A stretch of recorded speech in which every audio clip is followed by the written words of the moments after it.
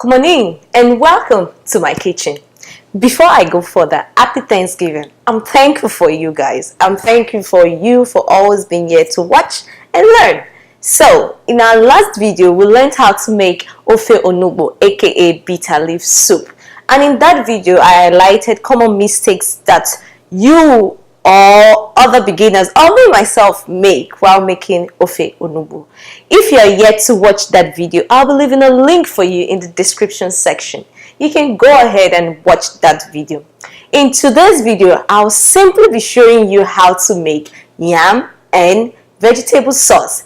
This vegetable sauce that I'm going to be showing you how to make is multi-purpose. Like, you could use it for yam, you could use it for your potatoes, you could use it for your rice, name it, it will serve that purpose for you. And it's very, very nutritious. And some of you had asked me for a vegetarian sauce or a vegetarian diet. I don't know if this will serve as one of them. So Ray, tell me in the comment section if this stands as one of the vegetarians diets.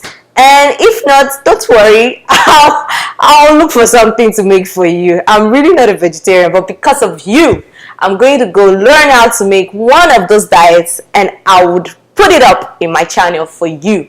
And for my other viewers, if you have any meals in particular that you want me to make for you, let me know in the comment section. So, without us speaking too much, let's head onto the work table and start cooking. What we need are chopped kale, red bell pepper, habanero pepper, garlic cloves, ginger, red onion, frozen shrimps, canola oil, seasoning powder, salt, curry, and a tuber of yam. Proceed to yam prep. I will show you two ways to peel off the skin to avoid the itchiness associated with this process.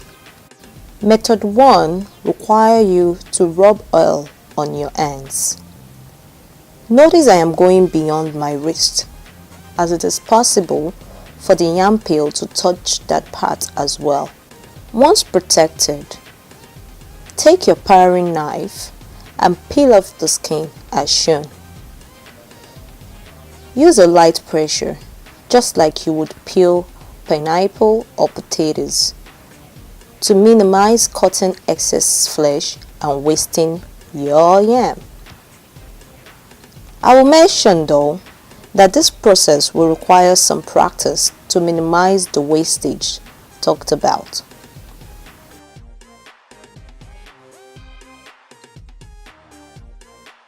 Once the skin is off, take your chef's knife and slice to your desired size and shape.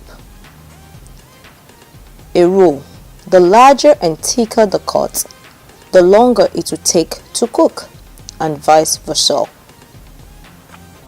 Also, place your yam immediately into a bowl of water to minimize discoloration that could occur from oxidation when exposed to air.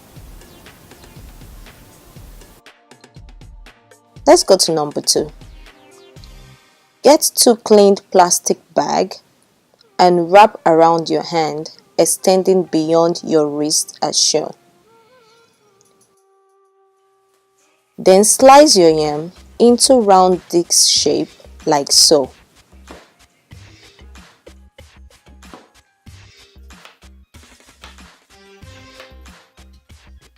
Take your paring knife and peel off the skin as shown.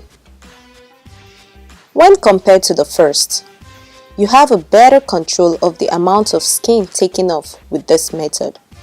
And from my experience, this is the best way I would recommend to a beginner.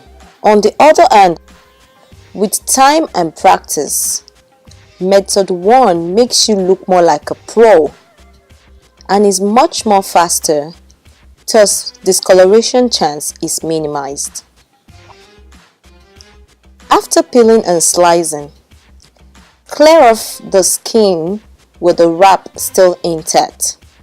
Remember, we add it on for protection against the peel. So keep it on till you get the peel off your reach. Into a pot of water, add in about 1.5 tablespoons of salt and mix. Give your yam a rinse, peeling off any blemishes as needed, and place into the pot.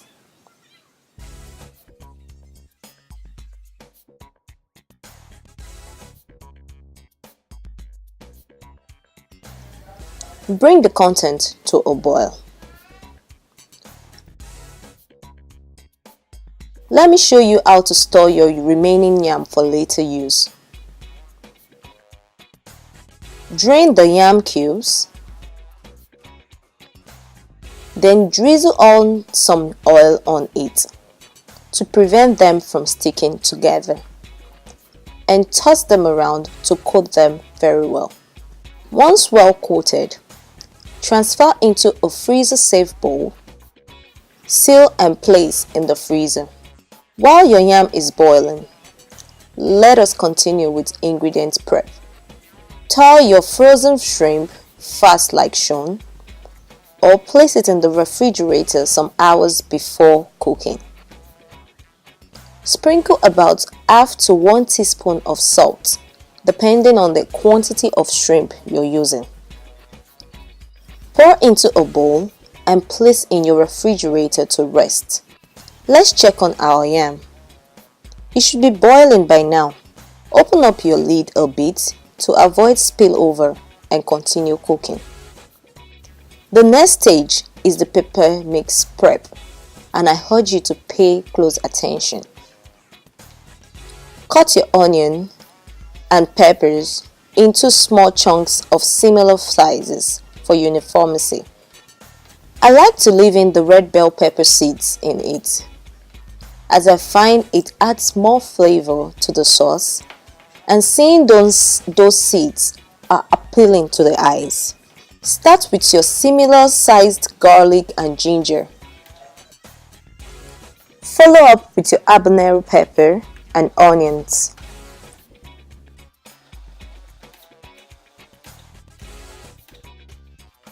Transfer this into your bowl.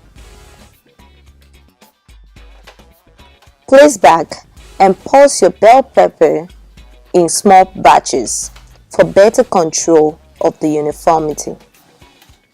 If you go ahead and add all at once, you will end up with uneven chunks of everything. But if done as explained, this is what your end result will be. It's time to fry. Preheat the oil. Add in your pepper mix.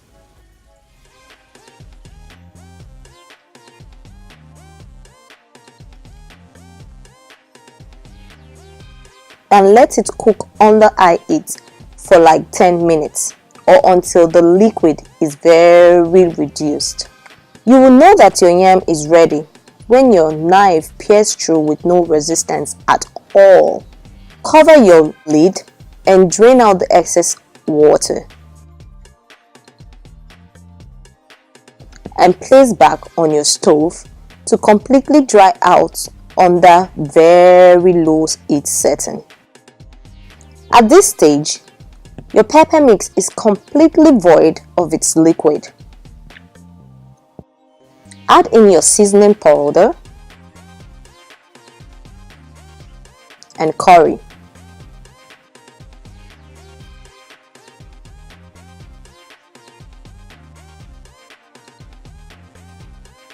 Taste and see if it's okay for you. As common in my videos, spoon out some and then add in your vegetable. The amount you add at this stage is really personal preference.